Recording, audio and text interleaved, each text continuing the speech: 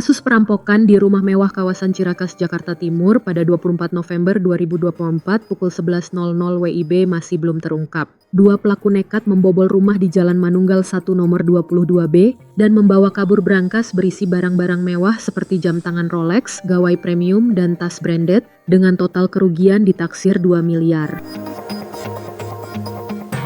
Ironinya, sebagian dokumen penting yang sempat dicuri dikembalikan ke rumah korban sehari kemudian, hingga memunculkan spekulasi soal motif dan identitas pelaku.